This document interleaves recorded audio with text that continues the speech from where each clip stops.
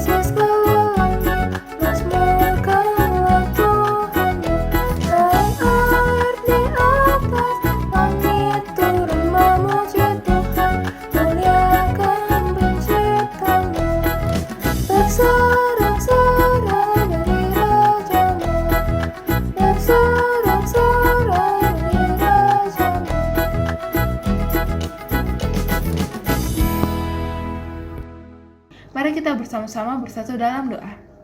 Ya Tuhan, terima kasih atas berkat-Mu sepanjang hari ini. Terima kasih juga atas nafas kehidupan yang masih Engkau percayakan kepada kami. Berkatlah sekarang kami ingin memulai ibadah kami.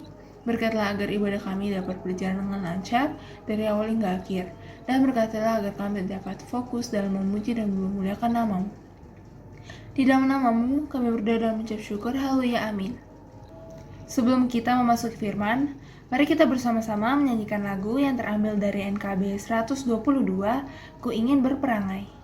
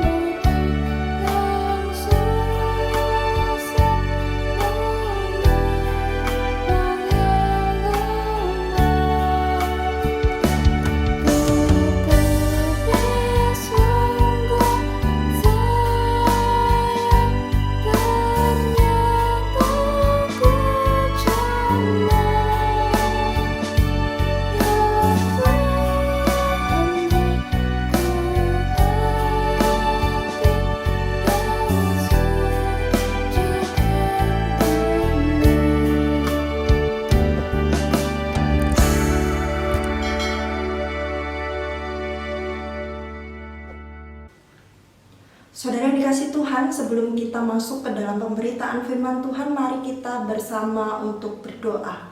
Mari kita bersatu di dalam doa. Ya Tuhan, ya Allah Bapa kami mengucap syukur dan berterima kasih untuk setiap kesempatan yang boleh Engkau berikan di dalam kehidupan kami. Terlebih lagi ketika Engkau memberikan kami kesempatan untuk mendengarkan firman-Mu ya Tuhan.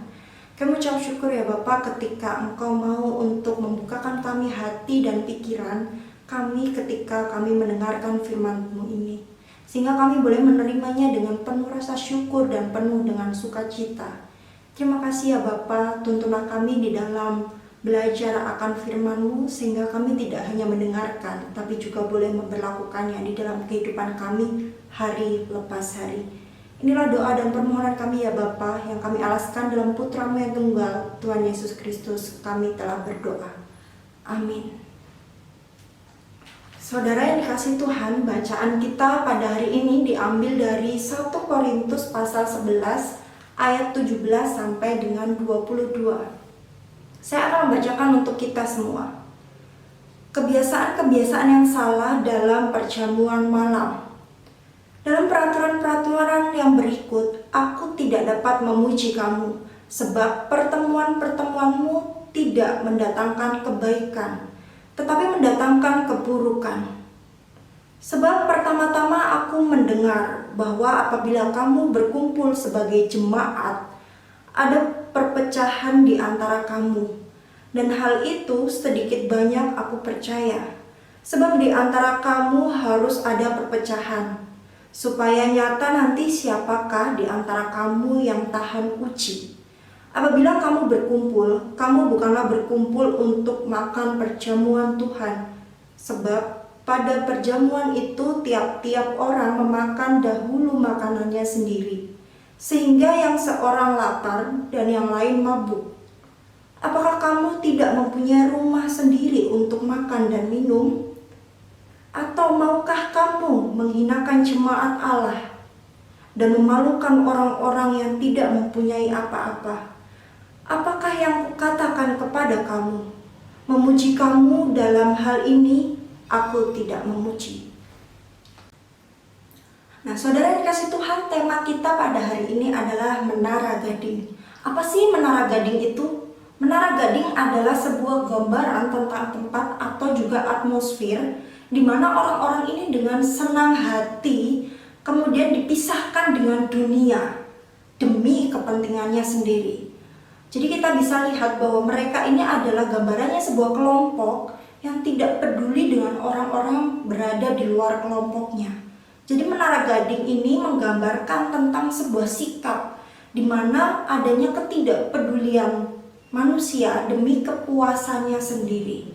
Nah, tindakan seperti ini sejatinya saudara tidak sesuai dengan hakikat kita sebagai manusia yang diciptakan Allah untuk berelasi dengan sesama kita.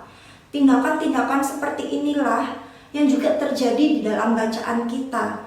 Paulus dengan tegas menegur jemaat-jemaat di Korintus pada saat itu bahwa tindakan yang mereka lakukan adalah tindakan yang salah dan tidak benar. Jemaat mula-mula menunjukkan cara hidup yang sangat didominasi dengan adanya semangat kebersamaan. Kalau saudara-saudara lihat dalam Kisah Para Rasul pasal 2 ayat 41 sampai 47, saudara akan melihat di sana akan terdapat gambaran begitu ya, bagaimana mereka berkumpul untuk memecahkan roti dan berdoa. Nah, kalau secara lebih khusus pada ayat 42 dan 46 ini menggambarkan bahwa sejak masa jemaat mula-mula juga sudah ada kebiasaan di mana orang-orang percaya makan bersama. Jadi ada sebuah semangat kebersamaan yang ingin diusung. Nah, semangat kebersamaan ini tidak hanya terjadi dengan makan bersama, tetapi juga ketika mereka bersama-sama pula dalam kesediaan mereka untuk menjual harta milik dan membagi-bagikannya sesuai dengan kepentingan masing-masing. Nah, kesempatan ini pula yang kemudian merupakan sebuah ruang sebenarnya kita ini dapat bersekutu dan saling membagi dengan mereka yang berasal dari golongan yang berbeda dengan kita. Jadi bisa dibilang kita ini saling memperlengkapi. Nah, jemaat Korintus juga melakukan kebiasaan-kebiasaan seperti pada saat gereja mula-mula ini ada.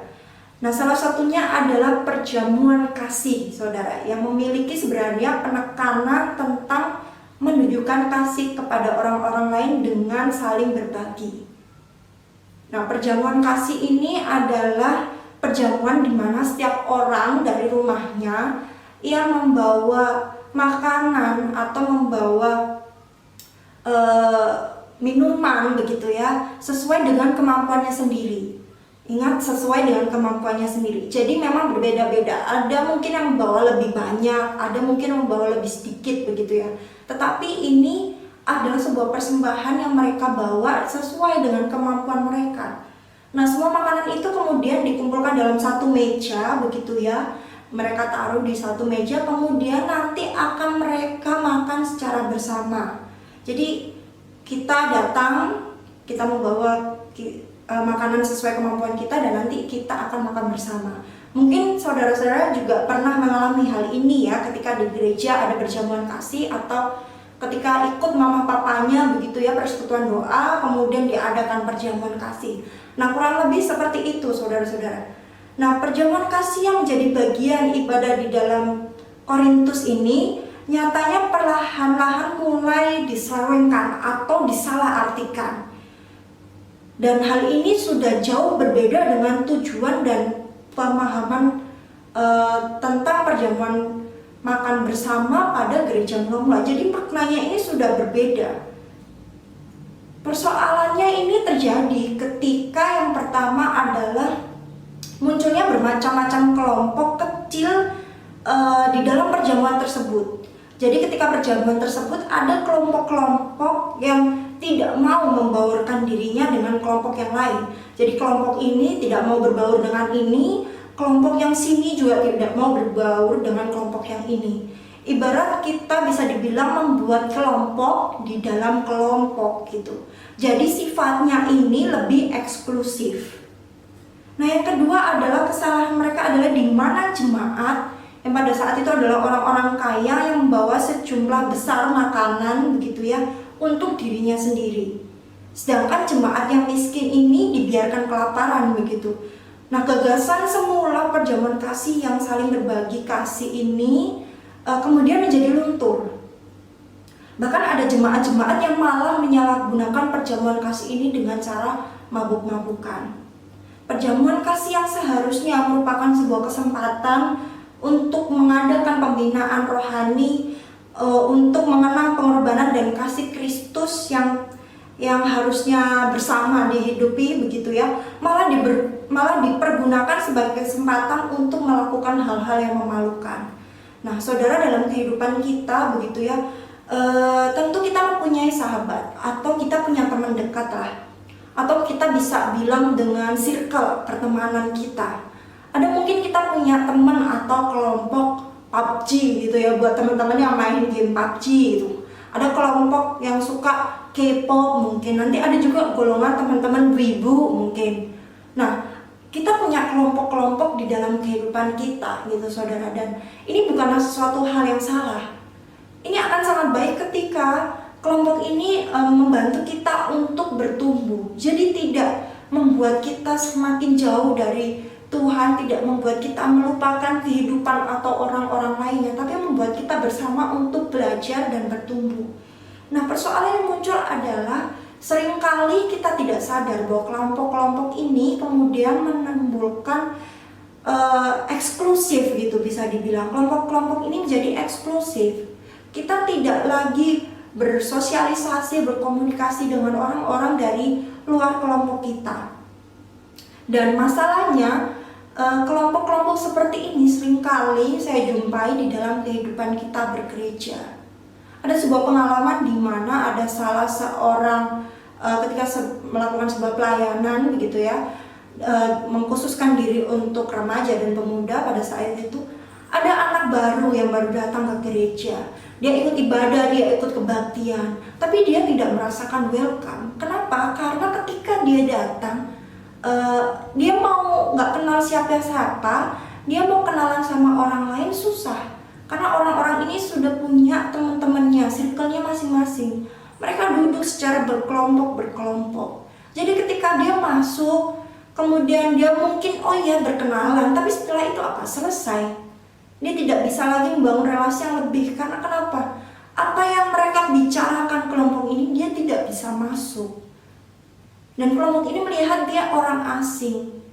Nah, ini seringkali terjadi di dalam kehidupan bergereja kita. Ini yang membuat kita mungkin banyak sekali kehilangan teman-teman kita, atau membuat kita mungkin merasa saya malas deh ke gereja, atau ya udah ke gereja hanya sekedar untuk ibadah. Tidak perlu kita membangun relasi yang lain, tidak perlu ikut kelompok-kelompok doa, atau tidak perlu kita ikut kelompok-kelompok komunitas lainnya. Nah, kelompok-kelompok kecil dalam gereja ini menjadi gambaran sebenarnya akan keberagaman yang ada. Keberagaman ini sebenarnya merupakan salah satu yang harusnya kita lihat sebagai anugerah yang Tuhan berikan kepada kita. Persekutuan justru diperkaya dengan adanya hal ini. Namun perlu kita sadari bahwa keberagaman yang kemudian memunculkan kelompok-kelompok atau circle-circle ini yang sifatnya eksklusif begitu ya, bisa atau membuat kita ini melupakan makna dari kelompok ini nih sebenarnya dibuat buat apa. Kelompok ini itu merupakan ruang buat apa sih buat saya ini. Secara tidak sadar kita juga sebenarnya sudah membangun apa yang dikatakan tadi menara gading. Dalam kehidupan persekutuan kita melakukan kegiatan bersama. Secara kasat mata kita melihat kita bersama gitu ya. Tetapi sebenarnya kita sedang memisah-misahkan. Kita melakukan kegiatan bersama tapi kita memisahkan diri kita. Ada kelompok pelayanan sendiri, kemudian ada kelompok aktivis, pengurus, dan semua itu tidak saling terkoneksi, tidak saling berelasi. Nah, saudara yang dikasih Tuhan, Paulus ingin mengingatkan kita kembali akan sebuah kesadaran dan semangat untuk bersama tanpa adanya diskriminasi. Paulus dalam suratnya menegur secara jelas kalau kita lihat jemaat di Korintus ini akan perjamuan kasih yang sudah tidak dihidupi secara benar. Kalau kita lihat pada ayat 20 mengatakan, apabila kamu berkumpul, kamu bukanlah berkumpul untuk makan perjamuan Tuhan. Makna dari perjamuan kasih sudah tidak lagi dihidupi pada saat itu, dan tanpa sadar jemaat di Korintus tengah dalam situasi perpecahan. Nah, istilah perpecahan kalau kita lihat juga di ayat 18 di situ kalau pakai bahasa aslinya adalah skisma, dari mana kita mendapatkan kata Inggrisnya itu schism, atau dalam artian kalau kita terjemahkan keretakan yang memiliki pengertian dengan membagi. Dengan kata lain dapat digambarkan bahwa apa yang ingin disampaikan oleh Paulus ini adalah sebuah konsekuensi yang akan terjadi ketika jemaat di Korintus tidak lagi menghidupi makna perjamuan kasih dengan benar. Konsekuensinya adalah perpecahan. Kata perpecahan juga kalau kita baca tadi di ayat 19, Paulus melihat bahwa memang harus ada perpecahan. Di situ Paulus mengatakan sebenarnya ini nggak apa-apa kok kalau ada perpecahan. Tetapi saudara, kalau kita telusuri lebih dalam, kata perpecahan dalam ayat 19 menggunakan kata heresis, dari mana kita mendapatkan kata bidah. Dengan pengertiannya adalah memilih atau memilah. Tetapi dengan konotasi tambahan menunjukkan kesukaan yang khusus, yaitu memilih salah satu dan menolak pilihan lainnya. Jadi memilih salah satu, tidak memilih yang ini nih gitu. Nah, perpecahan dalam ayat 18 dan 19 ini kenapa sih kok berbeda? Nah, berbedanya ini begini saudara. Perpecahan dalam ayat 18 sama 19 ini disebutkan oleh Paulus begitu ya, memiliki sebuah tujuan teologis dan kebutuhan akan kehadiran kelompok-kelompok yang berbeda tersebut. Mereka diperlukan agar para pemimpin rohani yang sejati dengan jelas terungkap. Jadi kalau ayat 18 ini ingin memperlihatkan Paulus menekankan bahwa perpecahan ini adalah sesuatu yang nanti akan terjadi kalau perjamuan kasih itu kita lakukan dengan seperti ini. Paulus ingin mengingatkan jemaat Korintus seperti itu. Tetapi Paulus juga mengingatkan kepada kita bahwa perpecahan ini juga kalau kita lihat di dalam sisi lainnya, di dalam gambaran lainnya, ini akan memperlihatkan kita. Nanti kita lihat kok, ada orang-orang yang benar-benar ini punya hati yang baik gitu. Ada orang-orang yang memang dia benar gitu. Dari perpecahan ini dia belajar bahwa ini tuh sesuatu yang salah, dan itu akan memunculkan pemimpin-pemimpin yang baru atau pemimpin rohani kalau kata Paulus. Nah, saudara yang kasih Tuhan, ada baiknya kita juga mempunyai kelompok-kelompok di gereja. Namun itu bukan menjadi alasan kita untuk hanya memperhatikan kelompok kita. Kita terus berada di zona nyaman kita, tidak. Kesempatan ini, atau kita bisa bilang kelompok yang kita punya ini, merupakan sebuah kelompok yang, ingat, ini adalah sebuah anugerah yang Tuhan berikan. Tuhan kasih saya kelompok ini supaya saya belajar bagaimana saya dapat hidup di dalam komunitas ini tanpa saya melupakan orang-orang yang ada di luar komunitas saya. Jadi saya tidak lagi memandang rendah orang lain, saya tidak membangun menara gading dan segala bentuk yang mementingkan diri sendiri dan mengabaikan orang lain dengan alasan apapun. Saya tidak akan pernah sejalan dengan saya dengan alasan orang apapun begitu ya. Dan ini merupakan sebuah semangat gitu yang akan terus kita hidupi dan akan menjadi identitas bagi kita. Keberagaman yang ada membawa kita untuk saling terbuka, tidak tertutup, dan juga membangun tembok pemisah. Amin.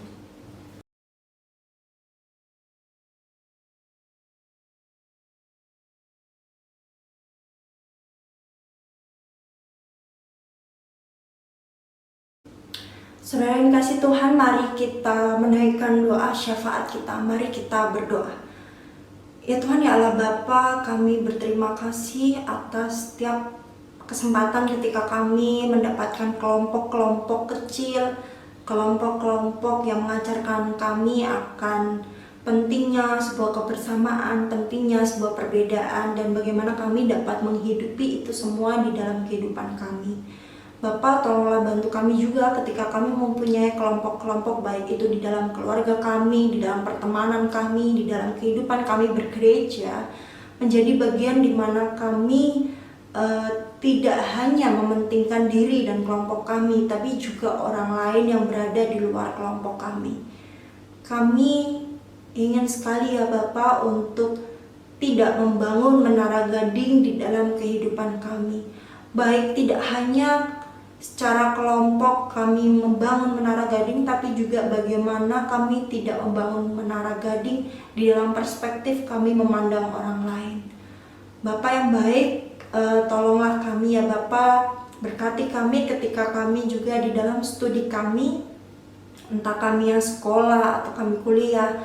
Tolonglah kami ya Bapak, supaya kami tidak hanya melihat bahwa sekolah dan kewajiban studi ini merupakan sebuah tuntutan akan zaman, akan pekerjaan yang nanti harus kami lalui, tapi ini menjadi sebuah semangat bagi kami akan anugerah yang telah Engkau berikan berupa kepandaian, anugerah yang telah Engkau berikan ketika kami boleh menikmati bangku pendidikan. Kami berdoa ya Bapak untuk setiap ujian-ujian, untuk setiap mata pelajaran yang boleh kami lalui, meskipun dengan situasi dan kondisi di saat ini yang jauh dari kenyamanan, ketika kami mulai merasa lelah, ketika kami mulai merasa tidak nyaman, ketika kami mulai jenuh. Tolong Bapak, perkuatkan kami supaya kami tetap dimampukan untuk melalui proses pembelajaran ini. Kami juga berdoa ya Bapak untuk setiap kedua orang tua kami, atau setiap keluarga kami, atau kami yang hanya ditemani oleh ayah ataupun ibu, oleh mama ataupun papa. Tolonglah kami ya Bapak. Kiranya di tengah-tengah keluarga, status kami menjadi seorang anak, menjadi seorang adik atau kakak, membuat kami banyak belajar tentang kehidupan yang boleh Engkau berikan melalui keluarga kami. Dan tolonglah kami ya Bapa, bolehlah melalui kami juga dapat memberikan suatu anugerah bagi keluarga kami. Kami juga berdoa ya Bapa untuk kesehatan bagi kami semua ya Bapa. Tolonglah kami di masa-masa yang sulit ini. Tolonglah kami supaya kami terus dikuatkan, diberikan kesehatan. Tolonglah sembuhkanlah kami yang sakit. Dan kami percaya Bapa bahwa sukacita, bahwa apa yang keluarga berikan melalui dokter, melalui penguatan dari mereka, semuanya ini merupakan suatu proses pengobatan di mana Bapa berikan untuk kami. Ajarlah kami untuk berdamai dengan sakit kami ya Bapa. Bapa, kami juga berdoa untuk bangsa dan negara ini ya Bapa. Kami berdoa terkhusus untuk kota kami di mana kami tinggal. Kiranya ya Bapa, bolehlah melalui orang-orang pemerintahan yang ada, Engkau memakai mereka untuk menjadikan negara ini, bangsa ini, kota ini semakin lebih baik. Tolong dampingi mereka dan ingatkan mereka bahwa ada tanggung jawab di mana ada banyak orang yang bergantung juga terhadap mereka melalui kebijakan-kebijakan dan keputusan-keputusan yang telah mereka ambil. Terima kasih ya Bapa, inilah doa dan permohonan kami yang telah mengajarkan kami berdoa Bapa kami. Bapa kami yang ada di surga, dikuduskanlah namamu, datanglah kerajaanmu, jadilah kehendak-mu di bumi seperti di surga. Berikanlah kami pada hari ini makanan kami yang secukupnya. Dan ampunilah kami akan kesalahan kami seperti kami juga mengampuni orang yang bersalah kepada kami. Dan jangan membawa kami ke dalam pencobaan, tetapi lepaskanlah kami daripada yang jahat. Karena Engkau lah yang punya kerajaan dan kuasa dan kemuliaan sampai selama-lamanya. Amin. Sekarang sudah saatnya untuk kita memberikan persembahan. Mari kita bersama-sama memberikan persembahan kita. Persembahan bisa kita berikan langsung kepada pastori atau melalui orang tua kita masing-masing. Nah, tidak terasa ya teman-teman, sekarang kita sudah sampai di penghujung ibadah kita pada hari ini. Untuk menutup ibadah kita pada hari ini, mari kita bersama-sama menyanyikan lagu yang terambil dari PKJ 264, Apalah Arti Ibadahmu.